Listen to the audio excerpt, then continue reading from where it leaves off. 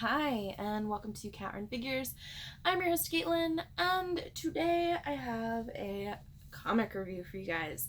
So this is Hex Wives, issue 3, and this is the continuation of DC's Craft meets Stepford Wives-esque storyline they currently have going on. Also, if you haven't read issues 1 or 2, please do check out my reviews for them. We will be putting links down in the description below, so please do check those out. But back into the current storyline that is currently going on, we find out that Isadora is dealing with the fact that there is an elderly woman living in the walls of her house. Kind of creepy. Yeah, scratching noise, not actually rodent. It was this woman, and we find out that she is actually the mother of witches as a whole. She is kind of disappointed that Isadora and the rest of the witches have all allowed themselves to be taken over by these men, but they need to snap out of it. They need to regain their powers, regain their memories, and they need to beat this thing. And she's warning Isadora that all of this, it's dangerous, that she needs to bleed and she needs to remember. That's what she says before Aaron shows up. So Aaron, of course, tries telling her that she's just sleepwalking. You know, he doesn't understand why she's opening up this empty room that they had sealed off because the renovations aren't done on it yet.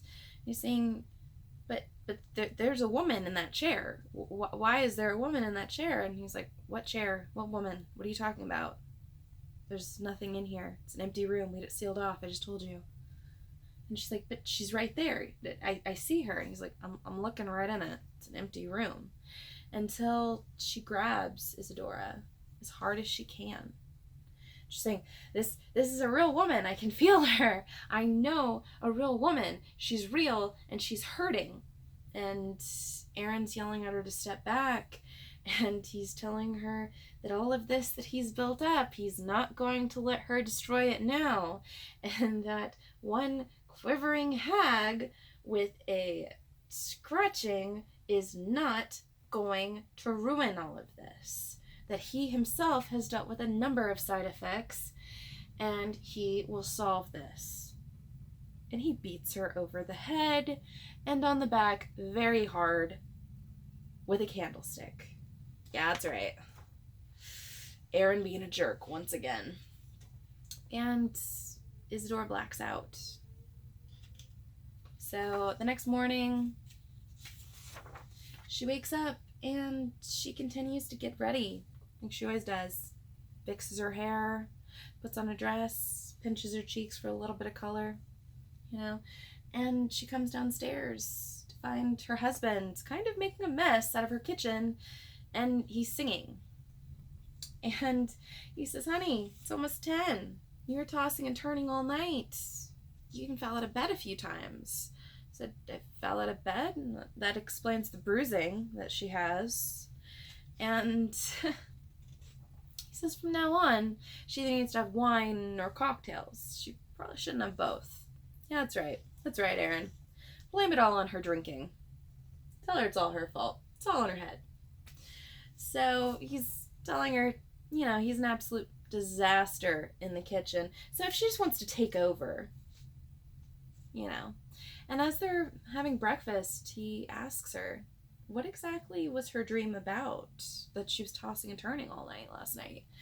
And she's saying that the funny thing is she doesn't remember anything at all, really. So she kisses him goodbye and he takes off for work. And he drives into the firewall that apparently is only surrounding their neighborhood to where only the women can't leave. But apparently men, totally safe. And once he gets past it, he opens up a bunker and he goes down. And that's when we find out that all of the men in this neighborhood have an underground bunker where they are now monitoring all of their wives, aka all of the witches in this neighborhood. And of course, they're all praising Aaron for how he dealt with the issue last night, that he's the man of the hour. And that's when we find out that they are literally monitoring everything that the women are doing. And they're listening to their women talking about gardening or some shit. Their words, not mine. And they're kind of just making fun of them as their wives are talking about what meds they're all on. Because, you know, you need some mood stabilizers and the sort to, you know, knock some witches down a peg or two. It is what it is. But the men, of course, are laughing about how stupid the women in their lives are until apparently their conversation got a little more personal than the men were expecting.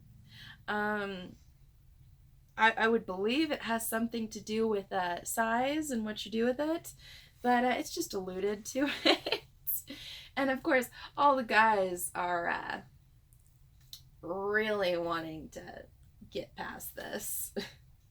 Of course. So Aaron and a few of the other men show up and they have a surprise for their wives. And they say that they just closed a big deal at work. So they have a picnic in the back of all of their cars and they are going to drive out and make a day of it. It is going to be amazing, of course. Until they get too close to the firewall and, you know, of course they have to turn back now. But one of the guys decides to get a little too close and he gets burned pretty bad, and it's pretty horrifying for all the women. So this is Mabel's husband and Demina's father.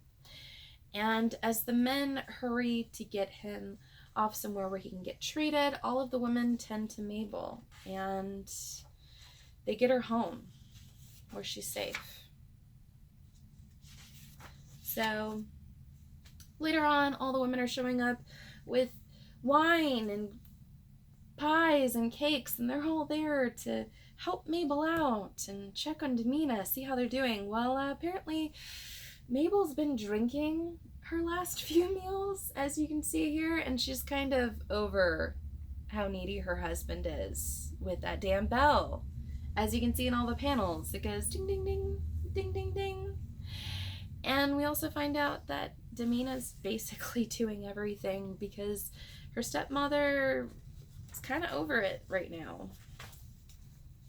So back in the gardens, we find out that the wives are continuing to discuss what they should possibly do to help Mabel and Demina with their current predicament. And another one of Demina's cats has shown up. And yeah, this is a total accident. And I mean, it happened, but as she goes to shoo one of the cats away, another one jumps into the blade, and yeah, as a cat lover, it was a little jarring myself. But what happens when these witches kill? Their powers get stronger. So the first one of the witches has regained her powers, and it is flight. So what is possibly going to happen when all of these husbands deal with witch wives once again? What's going to happen when they all regain their memories? I'm actually really excited to see that, especially with this guy, because Aaron really deserves to get the shit beaten out of him, not gonna lie. So yeah, that's it for this episode of Cat Run Figures. Please do give me a like if you like this video. Comment below and tell me whether or not you are currently reading Hex Wives and whether or not you enjoyed it as much as I am currently. Also, please do subscribe to my channel for more comic book content if you haven't already, or check out any of the older videos I have for offer here on Cat Run Figures. And until next time, I'm your host, Caitlin. Bye.